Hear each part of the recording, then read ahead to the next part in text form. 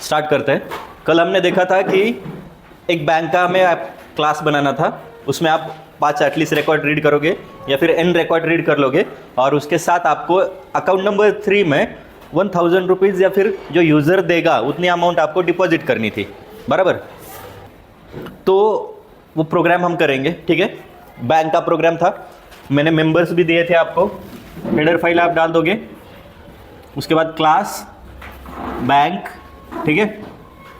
उसमें मेंबर्स क्या क्या दिए थे,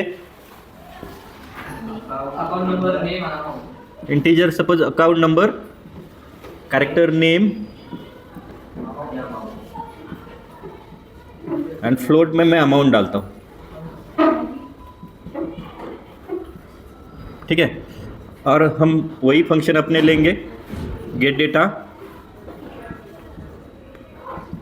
पुट डेटा, कैल डेटा। ऐसे उल्टा पुल्टा हुआ तो भी चलेगा, कोई बात नहीं, ठीक है। तो क्लास हो गया, एक बार क्लास देख लो, हेडर फाइल डाल दी, class bank, integer account number, character name, उसका जितना आपको रिक्वायर्ड है उतना साइज दे दिया, float, amount, public, get data, put data, cal data. ये थोड़ा उल्टा पुल्टा हुआ तो भी चलता है, इनिशियलाइजेशन जैसे काम है यहाँ पे, ठीक है। ओके, ठीक है। तो हमें क्या करना है, अभी मेन लिखना है। पहले मेन लिखेंगे, मेन में आपको कितने रिकॉर्ड रीड करने वो ले लो। चलो पहले, उससे पहले वेरिएबल डिक्लेरेशन के लिए डाल देते हैं, क्लास का ऑब्जेक्ट क्रिएट कर लेते हैं।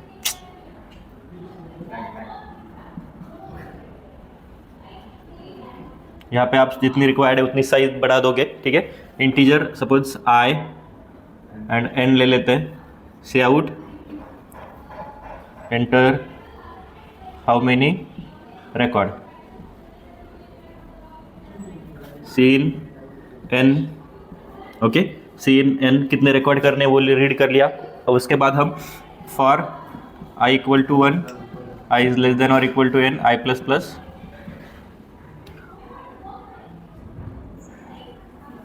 B of I dot get data, ठीक है। तो इतना पहले रिकॉर्ड रीड कर लेते हैं, अलग अलग सेपरेट करते हैं, कन्फ्यूजन ना हो। तो यहाँ तक इतने, ये दो फॉर लूप एंड ये स्टेटमेंट से सभी ऑब्जेक्ट का मीन सभी अकाउंट नंबर का डेटा रीड हो जाएगा, 1 2 3 4 आपने जितने एन दिए है उतने रिकॉर्ड, ठीक है। ओके, अब क्या करना है हमें, जो अकाउंट नंबर 3 है, ठीक है, तो उसमें हमें डिपॉजिट करना है समथिंग अमाउंट, ठीक है। तो for I equal to 1, I is less than और equal to N, I plus plus, if, यहाँ पे प्रॉपरली देखो, यहाँ तक आपको क्लियर हुआ होगा, ठीक है। यहाँ पे for I equal to 1, I is less than N, I plus plus mean सारे लूप के लिए हम चेक करेंगे if account number equal to 3, ठीक है।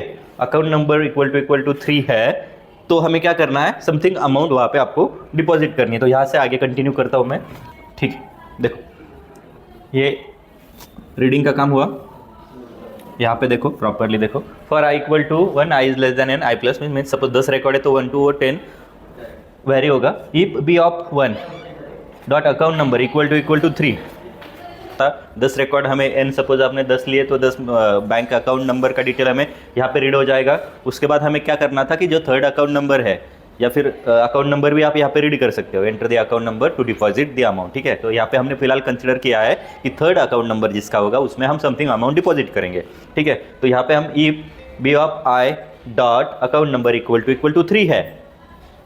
ये समझ में आया सब, आप मेन में हो फिलहाल, इसलिए मैंने बी ऑफ आई लिया है। जैसे B of I dot get data लेते थे वैसे ही आप अकाउंट नंबर भी वैसे ही एक्सेस करोगे, B of I dot get data. क्यों? क्योंकि आप मेन में हो फिलहाल, ठीक है। Okay, B of I dot account number equal to 3 है तो ये आई जो है वो आपको पास करना पड़ेगा।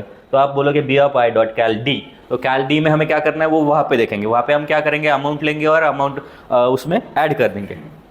तो ये समझ में आया, ठीक है। चाहिए हो तो आप यहाँ पे ब्रेक स्टेटमेंट यूज़ कर सकते हो, 3 मिला तो उसके आगे आपको कंपेयर करने की ज़रूरत नहीं है, ठीक है ना।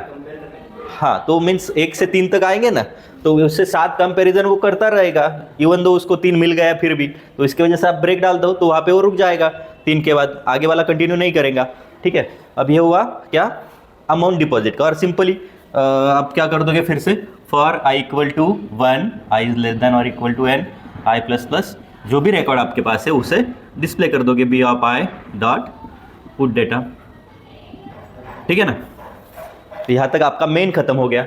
मेन के नीचे यहाँ पे गेट सी एस डाल दो एंड मेन क्लोज कर दो। फिर से एक बार फ्लो बताता हूँ, एक बार देख लो जल्दी से। हेडर फाइल डाले class bank, 3 member, account number, name, amount, 3 function, member function, get data, cal data, put data. Class close, main में आ गए। एन एंड आई हमने यहाँ पे लिया है। बैंक बी ऑफ 10, यहाँ पे आपको जितना चाहिए उतनी आप वैल्यू दे दो तो उतने ऑब्जेक्ट ज़्यादा बन जाएंगे। अब एंटर हाउ मेनी रिकॉर्ड्स, तो एन रिकॉर्ड हमने रीड कर लिए।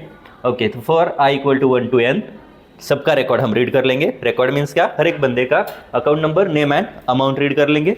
तो वहाँ से इतना रिकॉर्ड आपको आ जाएगा। आप जब रन करोगे ना तो n छोटा देना, 2 या 3, क्योंकि उतने रिकॉर्ड आपको डालने पड़ेंगे।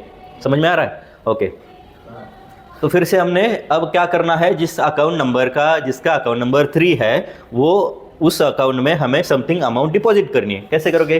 For I equal to 1, I is less than और इक्वल टू n, तो सर वो 1 to n तक जाएगा कंपेयर करते करते। कैसे? ये B of I dot account number, वो एक्चुअल वैल्यू होगी, वो अकाउंट नंबर होगा। B of I dot account number एक अकाउंट नंबर होगा, जैसे आपने रिकॉर्ड दिया था। आपने रिकॉर्ड दिया है सपोज 7, पहला अकाउंट नंबर पहला जो है वो 7 है, उसके बाद 10 है, उसके बाद 13 है, उसके बाद 2 है। ऐसे भी आप दे सकते हो ना, क्योंकि वही नंबर है। हमने ऐसे कोई रिस्ट्रिक्शन दी नहीं कि 1 से 1 + 2 + 3 + 4 ऐसे ही जाना है, ऐसे कुछ दिया नहीं। हाँ, तो इसलिए मैंने ब्रेक नहीं दिया, क्योंकि वैसा भी हो सकता है। तो 10 के 10 हमें स्टेजेस कंप्लीट चेक करने पड़ेंगे, ठीक है। ओके, तो वो ऐसे चेक करता जाएगा कि हाँ ये अकाउंट नंबर और ये सेम है क्या, हाँ है, तो वो फिर उसी अकाउंट नंबर को या फिर उसी रिकॉर्ड को कॉल देगा कैल डी में जाने के लिए, ठीक है। वहाँ पे जो कैलकुलेशन होगा वो हम फंक्शन में देखेंगे। उसके बाद आप क्या करोगे, जो भी सारा रिकॉर्ड अपडेटेड है, account number, name and amount, हर एक रिकॉर्ड का, वो सारे रिकॉर्ड आप इससे प्रिंट कर दोगे, ठीक है ना। तो अब फंक्शन लिखते हैं। हाँ, फंक्शन डिफिनेशन, पहला फंक्शन क्या होगा, क्लास का नाम क्या है हमारे, बैंक, तो bank gate data.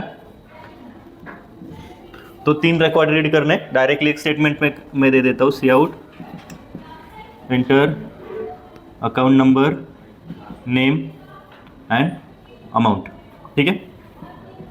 Scene account number, जो हमने क्लास में दिए मेंबर वही यहाँ पे लेने हैं। नेम अमाउंट, ठीक है। तीनों रीड कर दिए, फंक्शन क्लोज। ओके, अब दूसरा फंक्शन बैंक कैल डेटा। अब यहाँ पे क्या करना है, यहाँ से हमें आएगा क्या, 3 अकाउंट नंबर आएगा, तीसरा ही अकाउंट नंबर यहाँ पे आएगा, दूसरा कोई अकाउंट नंबर यहाँ पे नहीं आएगा, क्योंकि हमने इफ कंडीशन वहाँ पे डाली थी मेन में। तो यहाँ पे डायरेक्टली हमें स्टेटमेंट लिखना है। कैसे? C out enter amount to deposit, ठीक है, ठीक है। Enter amount to deposit, cin N दे दो, एक्स दे दो, ये एन लोकल वाला हो जाएगा, एम देता हूँ, ठीक है, इंटीजर एम। ओके, एक अमाउंट दे दो टू डिपॉजिट, मेनली वो करेंसी है, अमाउंट है, इसके लिए जनरली वो फ्लोट में दे देना,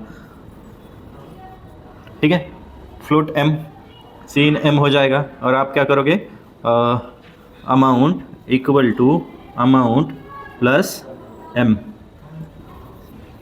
यहाँ पे हम लेंगे ना, हम कितना अमाउंट देना है हम डिसाइड करेंगे कि हाँ 500 डालो, 1000 डालो, समथिंग। तो ये खत्म हो गया। यहाँ पे आपने एक्चुअली अमाउंट अकाउंट नंबर 3 में डिपॉजिट कर दी। अकाउंट नंबर 3 ही आएगा कैसे, उसके लिए हमने मेन में इफ कंडीशन दी थी, ठीक है। और उसके बाद पुट डेटा,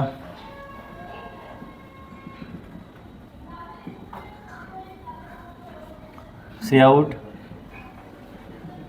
अकाउंट नंबर, सी आउट नेम, सी आउट अमाउंट। हाँ, डिपॉजिटेड अमाउंट नहीं, डिपॉजिटेड अमाउंट नहीं आएंगे, अमाउंट ही आएंगे। डिपॉजिट अमाउंट कितनी हुई है वो दिखाना है आपको, तो यहाँ पे एक स्टेटमेंट देना पड़ेगा इसके नीचे, C out the amount deposited is M वगैरह वगैरह, लाइकवाइज, ठीक है ना।